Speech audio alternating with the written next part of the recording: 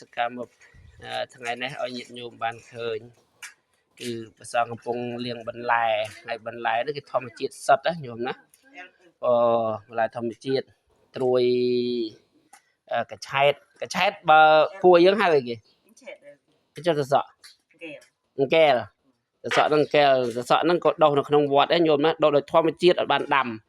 ហើយចុះលោកបឹមមកកាក់ថាម៉េចឃើញមកកាក់ដែរ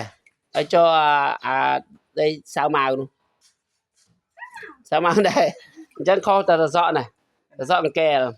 ហើយថ្ងៃនេះបុកអំបិលហើយញាតិញោមចង្ហាន់ថ្ងៃនេះបុកអំបិល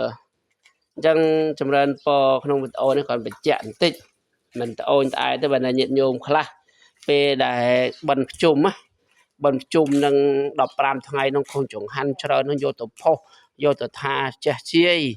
បរិធាតុពិតប្រសងឆាន់ហើយញាតិញោមសេសាំងមៀងកលាំងវិញទាំងអស់ដល់ពេលផុតពីនឹងមកដោយរដូវនេះអីប្រសងឆាន់តែអំបិលឆាន់តែប្រហុកបុកបន្លែធម្មជាតិអត់ឃើញញាតិញោមណាថាយ៉ាងម៉េចប៉ុណ្ណាអញ្ចឹងបើថាជីវិតសត្វលោករស់នៅដោយកម្មទេបងតាមកម្មតាមធម្មតាហ្នឹងទេមិនជាសបោសបាយអីយ៉ាងណានោះទេទៅតាមធម្មជាតិបុណ្យកុសលប៉ុណ្ណឹងអនុមោទនា